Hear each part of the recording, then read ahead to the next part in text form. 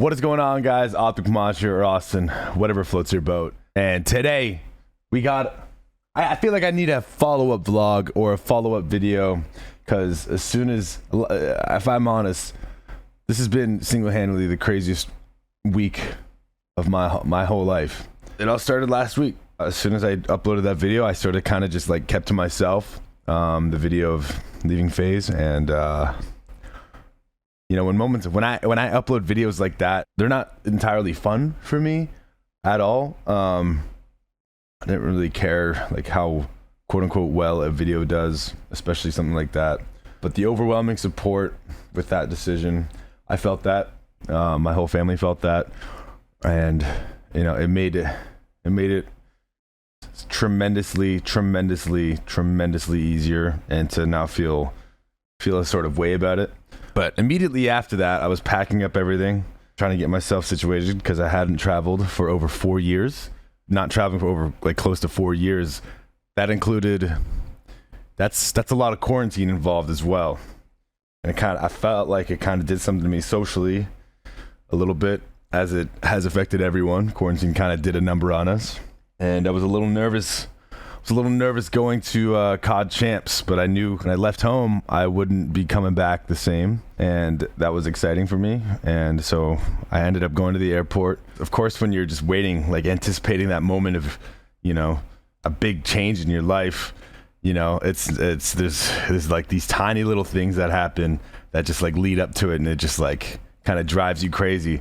My flight got changed like twice out of just WestJet, sort of trying to save money off of flights and all that. They combined 2 flights, so I ended up sleeping at the airport for like 6 hours. My back hurt.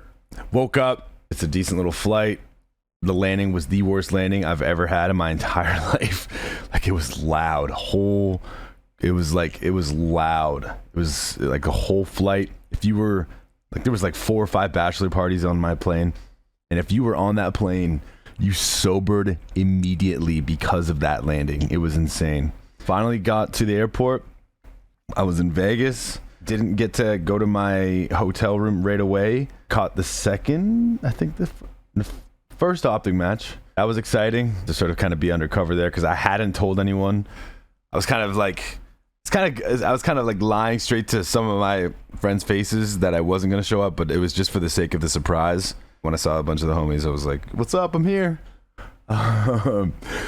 And I'm willing to do that for this, you know, for the moment, the surprise, you know, to sort of make it more memorable, I guess. You know, I don't like to spill the beans. Remember sitting there waiting like 10 minutes before the Inner Circle video went up, that went up on OpTic Nation. And if you haven't seen that already, go check it out. It's a great video. I filmed that probably about a week or two before COD Champs. And I kind of want to talk about just sort of like the decision making, and just, it feels right. Over the entirety of COD Champs, I've just had the most overwhelming support from everyone, and I appreciate that. And it's being so long just in quarantine, and I'm not really proud to say this when it comes to quarantine. There was a solid moment of time where I just wasn't socializing or getting FaceTime with people and being around and like socially being around people. And I'm sure a lot of people went through that as well, and they could agree with just, you know, like how 0 to 100 it kind of could be. And that was 0 to 100. At first day, I was still socially kind of catching up and being like, oh, all right, this is a little nerve-wracking a bit, you know. Like small interactions and all that. And you know, the whole time I wanted to make sure I never wanted to say no to like any like pictures or anything like that, because I hadn't done anything like that in a very long time. So I just decided, I was like, man, I'm like, I don't like saying no to anything. Like, I don't like saying no to pictures and all that. Like, I always feel horrible, and I never do. I like 99.999% of the time, I will never say no unless I have to like get from point A to point B to somewhere, and I can't really do anything about it. That's the only time I'll ever say no to some shit like that. But that whole event, I felt the love. I felt like home. Speaking of home, I am planning on eventually moving to Texas. A lot of things have sort of come up, and there's a lot of big decisions to sort of decide where home base might be for me. And I do know I want to still spend time in Texas, and you know, so maybe an apartment there. Most likely an apartment. I already have a couple places in mind that I would already just I would double down on. But I also do want to spend some time in the summer here in Canada, and because if you've been around and if you know Canada, like the area is beautiful in summer, and I wouldn't mind spending, you know, some more time with my family and kind of just, you know, it's family, man. You cannot replace family. I have two families, the OG fam and, you know, the Pam fam, my immediate family. So yeah, I am looking for a spot. I do have intentions of moving to Texas and being closer to everyone there as well. It's just going to take me a little bit of time to, you know, get prepared and get ready for that. And I am very excited. I'm looking forward to just being a part of all the content pieces that go on down there. Trust me, over the years, I have missed that. I have missed that a lot. I'm very happy. I'm ready to work. I'm ready to get the grind going. I'm ready to pursue it more effectively and more productively with a little bit less intensity, to spare my mental a little bit. I do know how to grind effectively. It's kind of fun to think like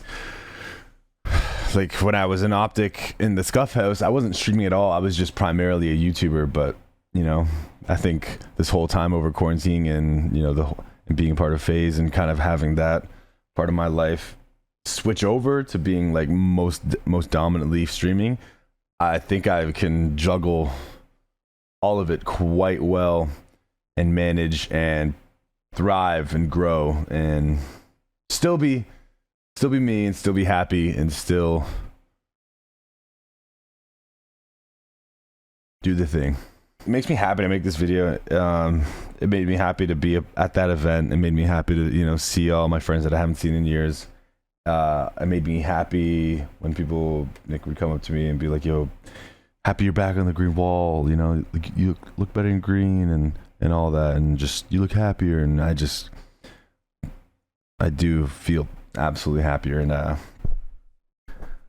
yeah, man, I can't wait for the future. And I had to make a follow-up video. I was gonna vlog that whole time, but that part of me was a little difficult, to be honest with you. It was a little difficult to, you know, get totally like I think I needed maybe another event or two to go to before I'm like, you know, vlogging like the way I did in the Scuff House and all that, because I'm telling you, I went 0 to 100. Wait, I just realized I'm streaming. Yo, that's hilarious.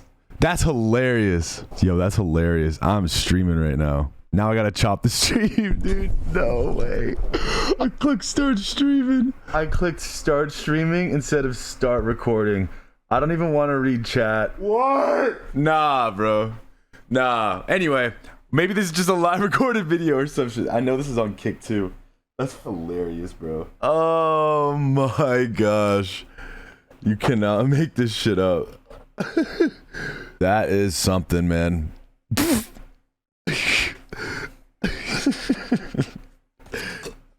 Anyway, first video back in OpTic. If you guys enjoyed this video, man, with all the, oh man, if you guys enjoyed this video, make sure you leave a thumbs up, man. That's a crazy start. That's a crazy first day of content in OpTic, man. Jesus Christ.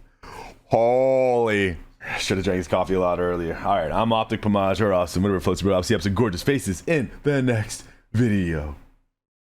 We'll see you later.